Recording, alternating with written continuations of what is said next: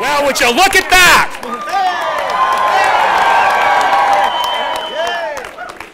Here we are. I'm going to start off by telling you about this watch I'm wearing. This is kind of a beat-up watch. It's a 1974 Seiko. My dad bought it 3 years after they came to this country.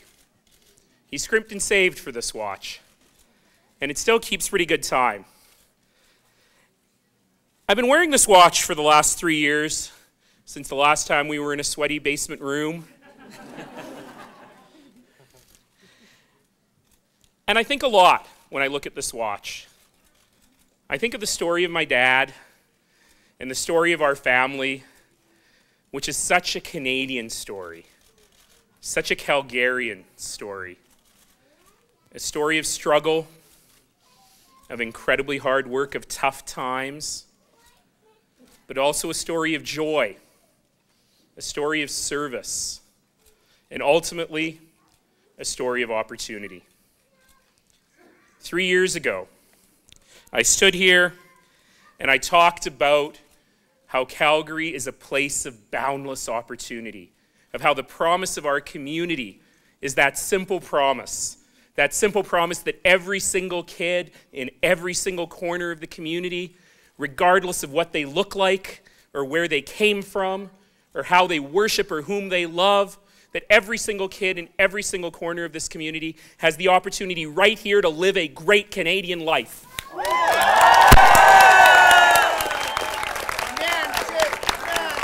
And I want to say,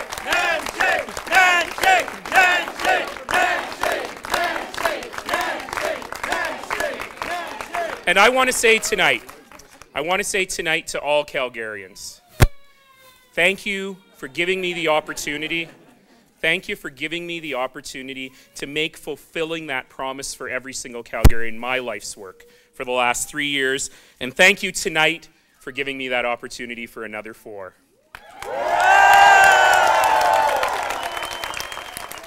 We were reminded of something this summer. And what we were reminded of in this summer that none of us are ever going to forget, is the extraordinary nature of the people that live in this place. Of the extraordinary nature of citizens who give their all, who give their hands and their hearts and their souls and their minds to help their neighbors every single day. And I want to say in particular to every single volunteer who worked on every single campaign, every single door knocker, every single sign waver, every single phone caller, every single social media web designer, every single one of you. Every single one of you, I want to say you're displaying the very best of citizenship by making your voice heard. And I want to say thank you for the conversation you started and for your passion in making our city better. Well, one thing is very clear. One thing is very clear as we look at the results and as the rest of the results start to blow in, which is that Calgarians have spoken loud and clear. They've spoken loud and clear about the kind of community they want. A community of great, livable, walkable neighborhoods everywhere. A community that welcomes all, a community of endless opportunity. Not a community of never-ending sprawl. Not a community of subsidized development.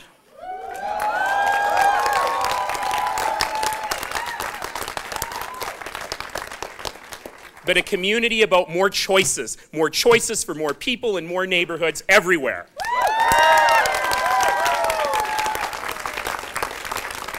And I have to tell you what Calgarians know. And what Calgarians know is despite the best efforts of some to paint this election was never about the inner city versus the suburbs. This election was about great places to live. Whether it's Woodbine or Walden, Parkdale or Panorama, it doesn't matter. The debate is about building great neighborhoods in every single corner of this city, and I think every single Calgarian understands that. So where do we go from here? Well, to the newly elected City Council, I say congratulations, but we got a lot of work to do. Calgarians expect no less. Calgarians expect every single one of us to work for citizens every single day. And as we do that with a clear mandate from Calgarians to work on even better transportation, acknowledging people's choices to drive, to walk, to cycle, or to take transit, and making sure that every one of those choices is respected and everyone has great options on how to participate and get around in this great city.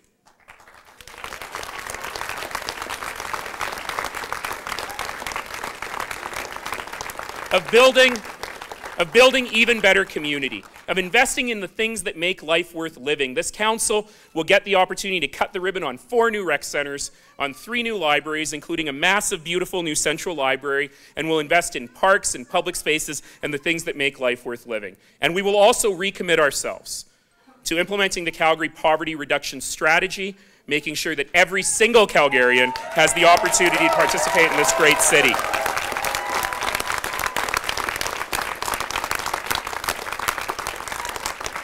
We'll continue to build even better government. My 20,000 colleagues at the City of Calgary proved something this summer.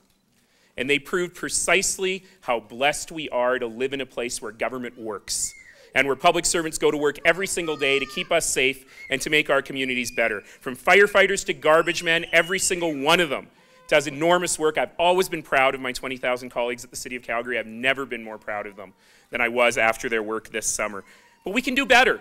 We can have even better government. We can continue to cut red tape. We can continue to be even more focused on citizens in all we do.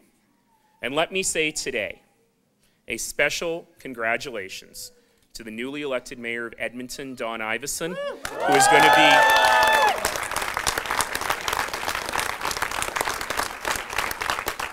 who is a brilliant man, an amazing leader, and the source of my quote about politics in full sentences. And Mayor-elect Iveson and I share a common vision. And that vision is that this government of Alberta needs to understand that the 2 big cities of Calgary and Edmonton are operating under a system that no longer works for our citizens. And together, Mayor Iveson and I will work hard with the province to press for new big city charters that meet the needs of the nearly 2 million people who call Calgary and Edmonton home, making sure that we can deliver better public services at better costs to citizens in the future.